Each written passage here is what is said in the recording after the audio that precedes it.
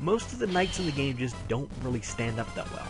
They can move far, and they have the opportunity for ranged weaponry, but they just, as a standard, they usually have low defenses, which, being a knight, you wouldn't really understand that. But there's the one knight, the actual knight, the centaur knight, that stands above the rest and would lead them to victory. And we will meet him in time. And we will rejoice when we find him. And I don't know if you guys remember, but I did state previously that for the most part you guys are choosing the team, but I'm choosing, I think it was 3 characters. This knight is one of them that I have to have. Just because he's that great. Which basically means anybody else on the team that I'm recommending, you could easily just switch out to see somebody else. But why would you want to? I mean, Xylo's a goddamn werewolf. He's the only one in the entire game. I mean, Luke is just AD carry, slaying bitches all over the place. Dort's pretty much the same. You could take out the mages, I suppose, like the healers and Anri and Tau. You could take them out because they don't get used much. Much to my chagrin, I believe is the term. Because they have good spells, good amounts of MP, but they don't have very good defenses. And I mean, when your attack distance is only one space in between the two of you, you would kind of need more defenses, wouldn't you think? I mean, and yeah, you could have a healer on. If you really need a healer, you could have one. But you probably don't want to go with any of the ones we have right now, because there's a better one that'll be coming along. That won't be able to heal for quite a while, but when she does have the ability to heal, good lord, can she heal. And we'll be meeting her next chapter, I believe, actually. So yeah, chapter 4 is a biggie.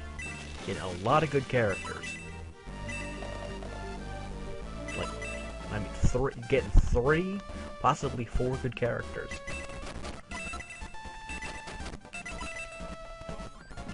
It's something. Ooh. Ah, what the hell time is it? Damn. It's like past 9:30. If only this didn't fail 3 hours ago. I'd be done, I'd be rendering, the video would be already up, I wouldn't be rushing to get it done before the day ends. Because, I mean, it should have been up like 3 hours ago, but was it? No. Because my recording software is phantasmagorical. How has it only been 20 minutes? My god. Whatever. I'm also going to have to find some split points. That'd be good. I think what I'm going to do is just record more sessions, then every 15 or so minutes find some good spot and split it. That way I'm not bogging you down with too much content. And then I guess it could be some kind of cliffhanger. It's like, oh, what's going to happen in the next episode? Is Max going to die? You know, is Luke going to slay more bitches? What's going to happen to Xylo? Who are we going to meet? Who are we going to beat? You know, is this character going to show their true colors? Are they really going to be that good? There's a lot I could do.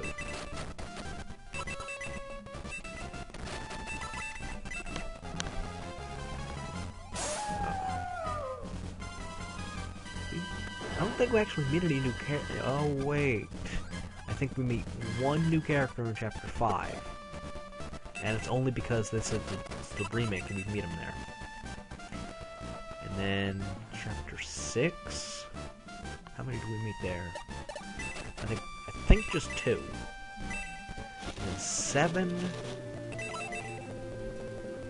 How many did you meet in Chapter 7? I want to say just 3, but I think I'm wrong. No, I think it's just 3. But 2 of them really aren't that good. And the other one's only good if you really put a lot of time into him. Which is kind of disappointing because of what he is. Because he has the potential of being a good character, but you have to really train him to get him there. And then once you get him there, it's like, well, the game's almost over anyway. And I mean, if he can't move fast enough, you know, that was kind of wasted time anyway.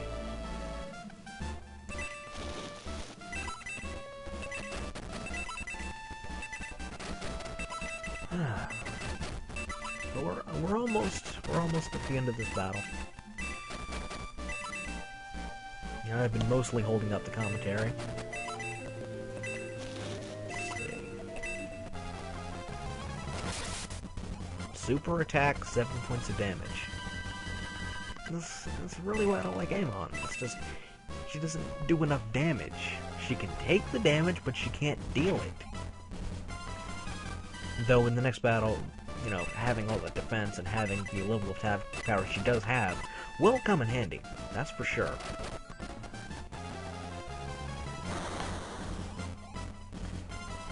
But we should probably get around to deciding who else we should be taking out.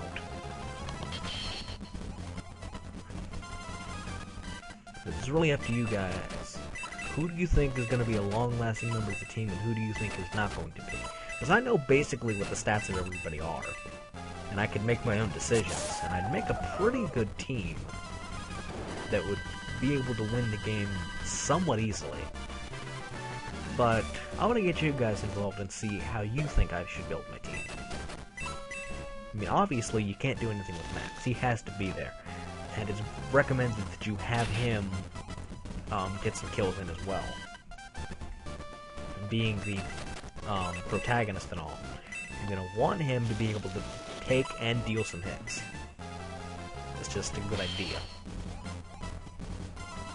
since he will be getting the ultimate weapon in the game.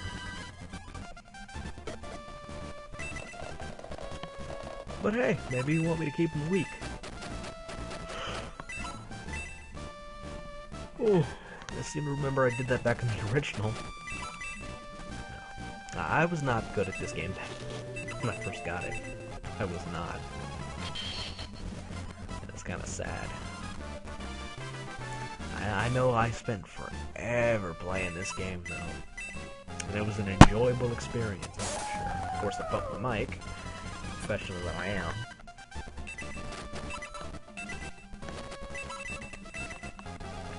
Yeah, I mean, this game was an experience. It wasn't really a feel kind of experience, except for maybe the first chapter when the king gets killed, and they have the music set, I would say, correctly. Because I just don't think they have the music set just right for everything that happens in the game. Because, like, for the first chapter after the king dies, it's mostly sad music.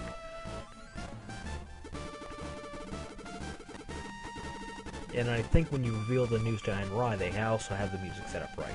And speaking of Anri, there's her costume.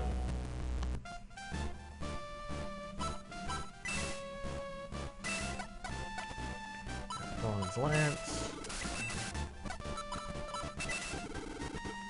Daring dress. Alright, now let's jog back the bus deck and arrange everything.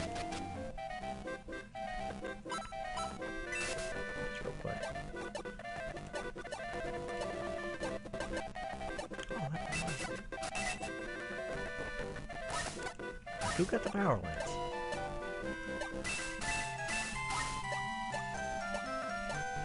Oh, there it is.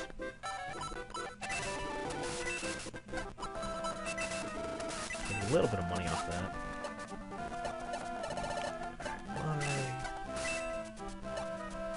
Power lance for your attack by a little bit more. And now, give me a moment, I'll sell off what I need to, buy whatever I need to get, heal whoever I need to heal, you know, the usual. One moment. Alright, everybody seems to be equipped.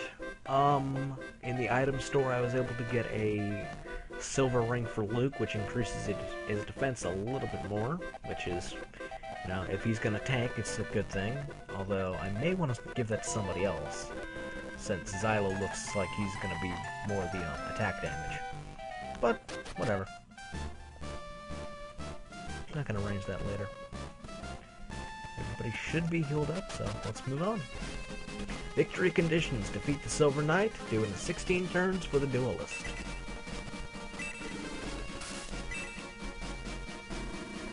You dare question Lord Bulbazak's authority? Since when do I take orders from you? The only one I answer to is me. Watch it, you're only a mercenary. Do what you're told. Here, take your filthy money. I should no longer follow your orders. I see. In that case, you're free to do as you like. Once I've finished dealing with you, you have all the time in the world to defend your honor in the afterlife. Vile fiend, Now, no one will stand in my way. The Shining Force will provide excellent target practice for my laser eye. What's that giant thing across the bridge? Perhaps it's one of those laser weapons they used in ancient times. Laser weapon? Is that like magic? Even I don't know the details, but apparently it uses highly focused light to create a powerful beam. Ah, I see. So we can't afford to mess around on the bridge, huh? Precisely. Everyone must cross the bridge and approach the enemy as fast as they can. Now, there's your laser eye.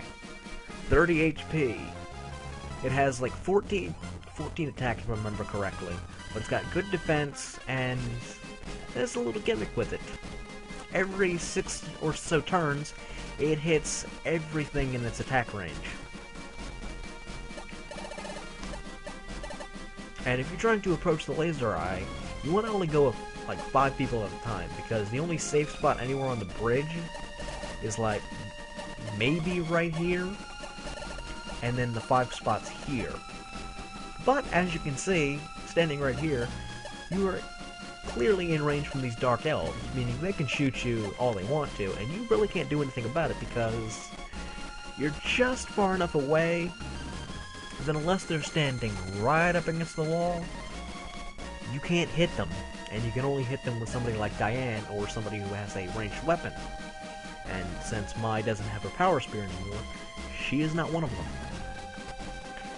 So, basically, what I like to do is, well, I'll get that in a second, but with this being your safe zone from the laser eye, you don't want to go past this line. Meaning you can start stacking up your characters here, and then just go for it whenever you think it's the time. Like, right after it fires, you rush. But you don't want to rush too many people, because then you might not be able to get to the laser eye in time, and you can only have 5 people safe, so you kind of want to be careful with that. Now, what I do is we have 2 Birdmen, or Birdman and Birdwoman, that are above level 10. What stops them from going over here, hitting the elves, and going over here and hitting the Silver Knight? Nothing. So that's how I do it. While the rest of my forces are trying to take the bridge, I use Valveroy and Amon to kind of rush over and do as much damage as they can. And being that they're both level 10 and up, they should be able to do a quite decent amount.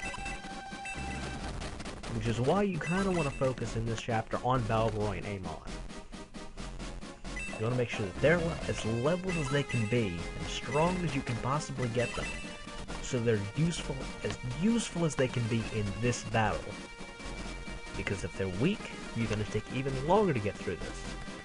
This didn't really affect you in the original because there was no special stuff for victory, and they didn't tell you how.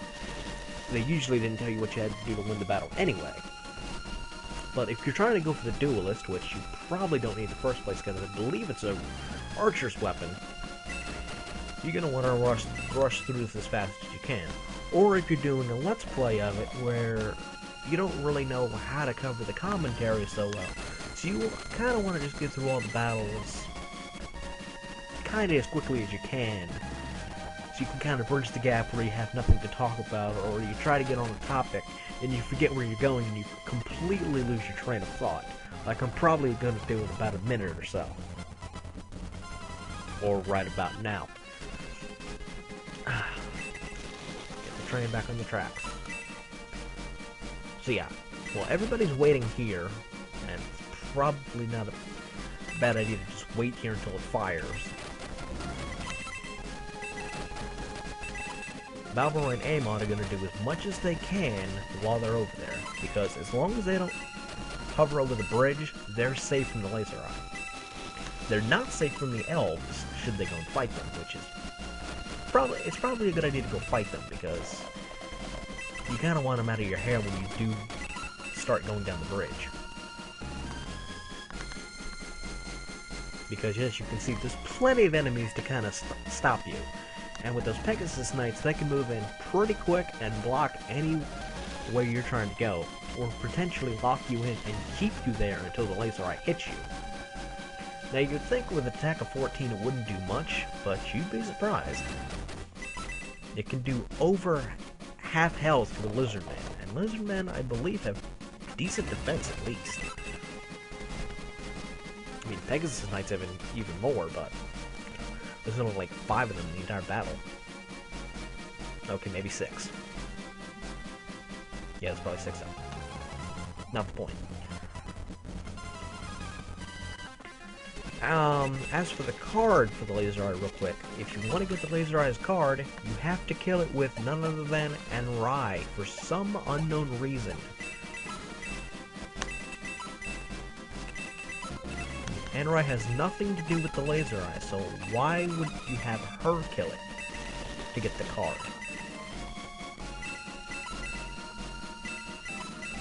I have no idea.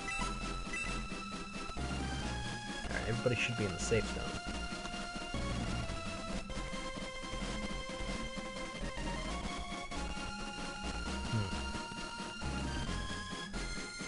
Should be good to go.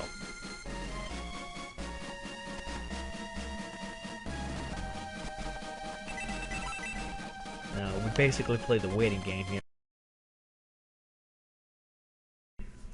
You see what I did? Playing the waiting game? See you guys in the next episode.